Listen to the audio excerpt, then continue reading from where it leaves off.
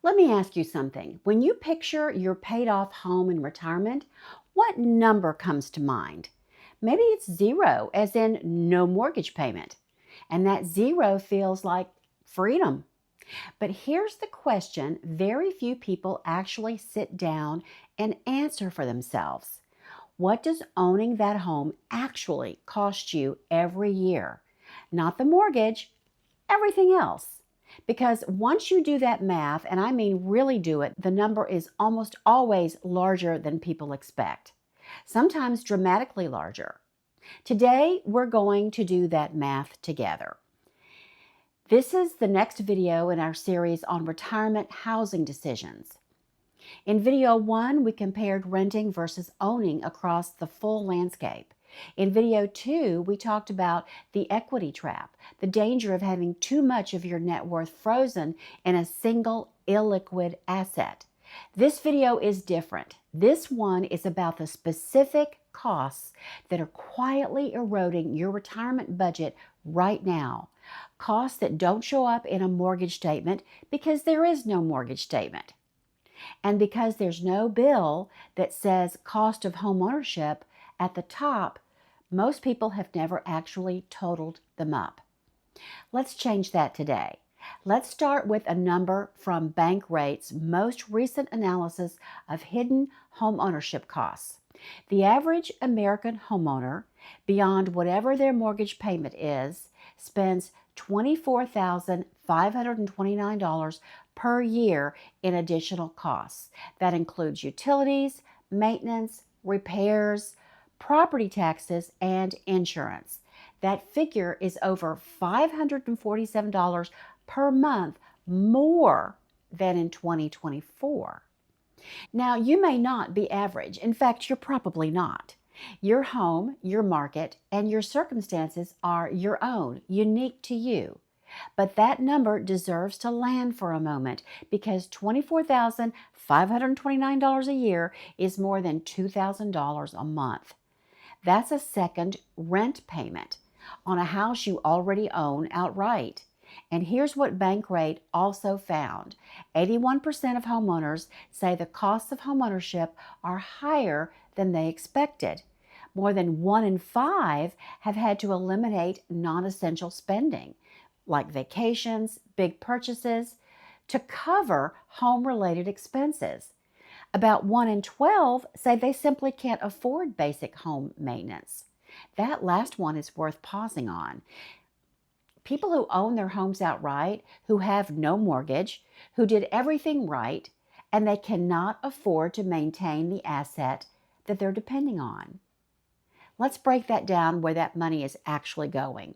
The most significant single category is maintenance and repairs. Averaging $8,800 annually, home maintenance accounts for the largest chunk of hidden homeownership costs, according to Bankrate's analysis. And that figure has been climbing fast, rising 42% over the past 5 years, from $6,200 in 2020 to $8,800 in 2025, significantly outpacing general inflation. The standard rule of thumb, budget 1% of your home's value annually for maintenance, has become a floor, not a ceiling. A practical 2026 baseline is 1 to 3% of current home value per year, with older homes or those in harsh climates running 2 to 4%.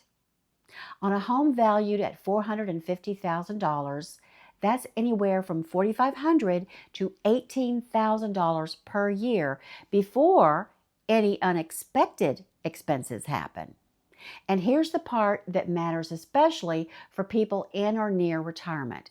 The longer you've lived in a home, the more systems are aging toward failure simultaneously. Roof, HVAC, water heater, plumbing, windows. These don't fail on a schedule that respects your retirement budget. They fail on their own timeline. Nearly 1 in 4 homeowners say expenses related to maintenance and repairs are the most surprising cost of owning a home. Owners report they're spending 39% more on maintenance and 52% more on renovations than in the previous year. Think about your own home for a moment. When was the last time your roof was replaced? Your HVAC? Your water heater? If the answer is a while ago, those expenses are coming. They are not hypothetical, and they are merely deferred and not disappearing. The second category is insurance, and this one has become almost brutal in certain parts of the country. The average homeowner paid $2,300 a year in insurance last year compared to $1,500 just the year before. That's a 52% jump in a single year for the average person. And if you live in Florida, as many of my viewers do, you're not paying the average. You're paying nearly 140% above it, according to Bankrate. U.S. homeowners saw their insurance premiums increase by an average of 24% over the past 3 years, according to a 2025 Consumer Federation of America report. And the pressures driving those increases: climate risk, rising construction costs, the frequency of natural disasters, seem to be increasing rather than dissipating.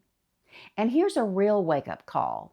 More than 1 in 8 homeowners worry they could lose their insurance on their property entirely. That's not a fringe concern. In high-risk states, insurers have been exiting markets. If you lose coverage and can't replace it, you're either self-insuring a $400,000 asset or you're uninsured. Neither option is a retirement strategy. Property taxes are the third category, and they deserve special attention for retirees because of one particular dynamic. They rise whether your income rises with it or not. Nationally, property tax bills climbed an average of 27% from 2019 to 2024. In Florida specifically, property taxes have increased by 9.5% per year since 2019, while home prices shot up 14.6% annually. Here's what makes this uniquely painful on a fixed income. As home values rise, tax bills increase proportionately, and the math becomes brutal when property taxes claim a significant portion of your fixed income. You may also be surprised to learn that even if home prices in your market cool or flatten, your tax bill may not follow. During periods of rapid home appreciation, some states cap how quickly taxable value can rise, creating a backlog of deferred tax increases.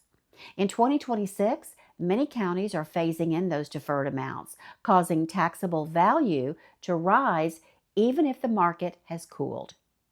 In other words, the tax increases that were held back during the appreciation years are now arriving on a lag, just as the market softens. Some states do offer senior exemptions that can reduce this burden. Florida has homestead exemptions. Texas recently expanded its senior exemptions significantly. If you haven't reviewed what's available to you in your state, that's worth doing. But exemptions are rarely enough to fully offset the trend.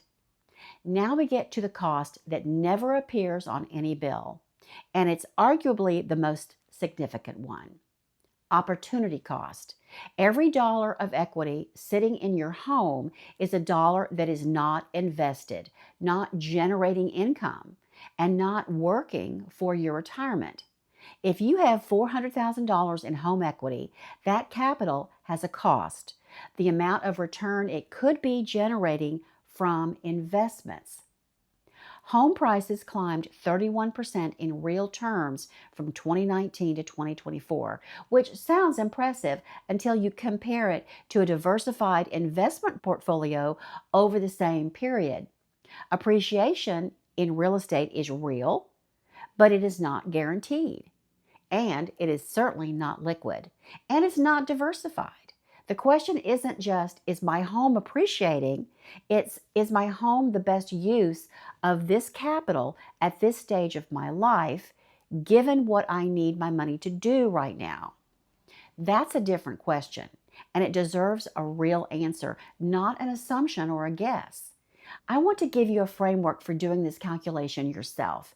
Take a piece of paper or open a spreadsheet and total up the following for your home over the past 12 months. Property taxes, homeowners insurance, routine maintenance and landscaping, any repairs, even small ones, any replacements of systems or appliances, HOA fees if that's applicable to you, utilities beyond what you'd pay in a smaller rental. Then add a maintenance reserve, the money you should be setting aside each month for the repairs that haven't happened yet but will. When most people do this exercise, the number surprises them. Not because homeownership is wrong for them, but because they'd never added it up before. They were managing each expense in isolation without ever seeing the big picture. That total is your true annual cost of homeownership, and it belongs in your retirement budget, clearly, honestly, and in full, right next to your Social Security income and your IRA withdrawals.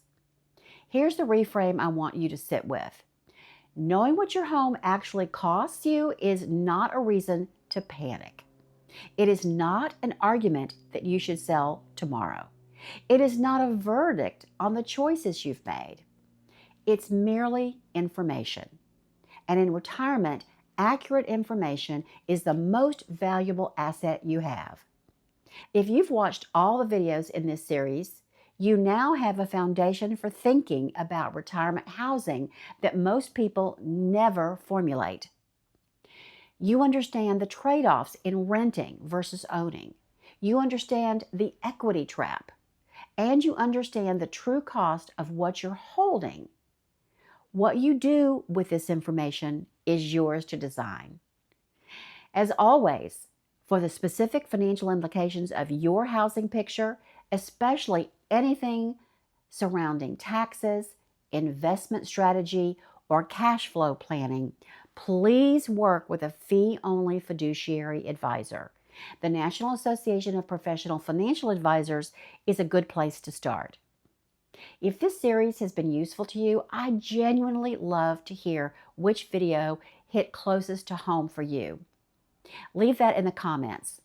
And if you're ready to think through your own retirement design with me directly, the link to book a one-on-one consultation is in the description. I'll see you in the next one.